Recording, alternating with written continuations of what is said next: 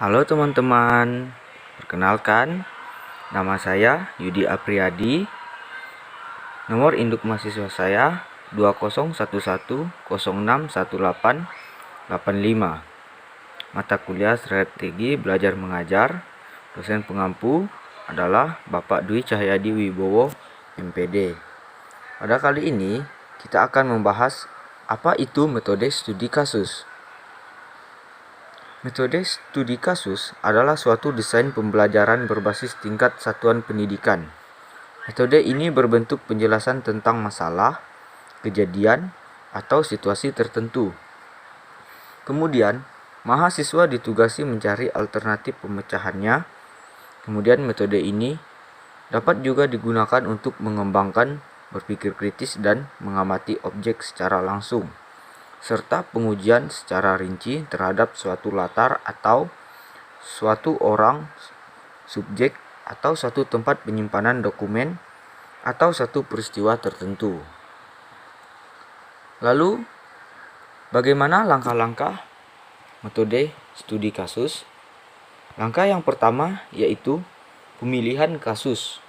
Dalam pemilihan kasus, hendaknya dilakukan secara bertujuan dan bukan secara rambang.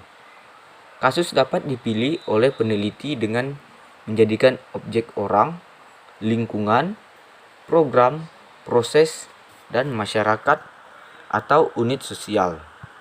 Lalu yang selanjutnya adalah pengumpulan data. Pengumpulan data, terdapat beberapa teknik dalam pengumpulan data, tetapi yang lebih dipakai dalam penelitian studi kasus ini adalah observasi, wawancara, dan analisis dokumentasi.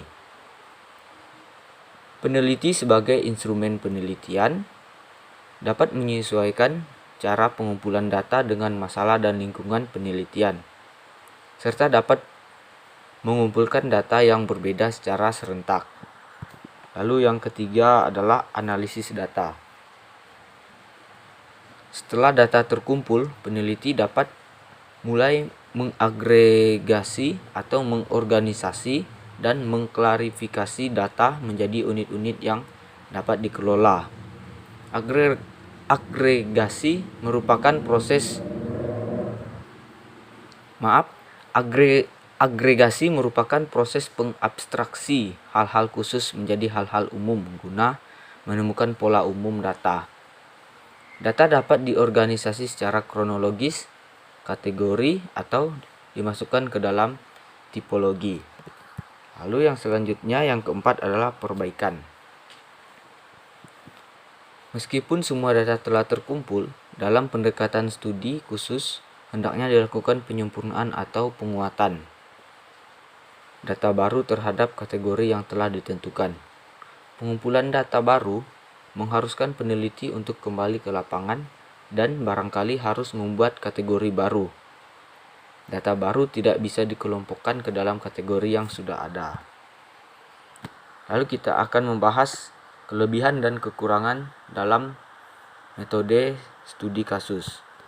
Kelebihan metode studi kasus yang pertama adalah studi kasus mampu mengungkap hal-hal yang spesifik, unik, dan hal-hal yang sangat mendetail yang tidak dapat diungkapkan oleh studi yang lain.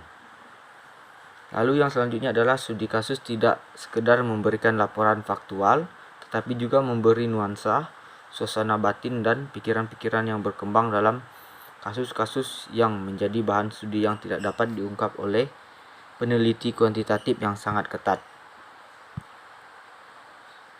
Lalu kita akan membahas apa saja kelemahan dari metode studi kasus ini.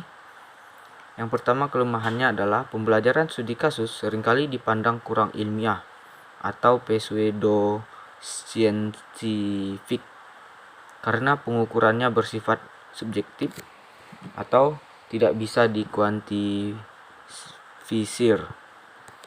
Lalu yang kedua adalah karena masalah disinterpretasi subjektif pada pengumpulan data analisa data studi kasus, maka mengerjakan pekerjaan ini relatif lebih sulit dari penelitian kuantitatif. Lalu yang ketiga adalah masalah generalisasi. Karena skupa penelitian baik isu maupun jumlah orang yang menjadi target kajian studi kasus sangat kecil, kemampuan generalisasi dari temuan pada studi kasus adalah rendah. Lalu kita akan membahas bagaimana cara mengatasi kelemahan dari metode studi kasus ini. Yang pertama adalah membuat metode studi kasus cara penerapannya secara ilmiah dengan pengukuran yang bersifat subjektif dengan cara nuansa, suasana batin, dan pikiran-pikiran yang berkembang dalam kasus-kasus yang menjadi bahan studi yang tidak dapat diungkap oleh peneliti kuantitatif yang sangat ketat. Lalu yang kedua adalah kita perlu adanya mengungkapkan hal-hal yang spesifik, unik, dan hal-hal yang sangat mendetail yang tidak dapat diungkapkan oleh studi yang lain. Studi kasus mampu mengungkap makna di balik fenomena dalam kondisi apa adanya ataupun natural.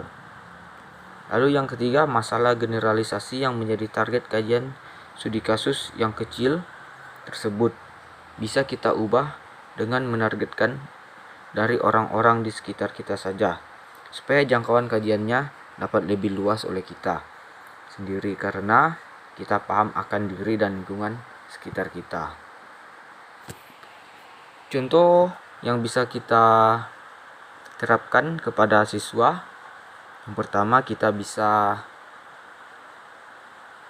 menyuruh siswa kita untuk mendata identitas teman satu mejanya yang harus didata, misalnya seperti nama panggilan, tempat tanggal lahir, kelas, alamat rumah, nama sekolah, nama guru, kepala sekolah, diagnosa awal. Lalu kita bisa menyuruh mereka mencari identitas dari orang tua, misalnya nama ayah, tempat tanggal lahir orang tua ayahnya, riwayat pendidikannya, pekerjaan, dan begitu pula dengan ibunya. Baik, sekian dari penjelasan saya kali ini tentang metode studi kasus. Lebih dan kurangnya saya ucapkan terima kasih.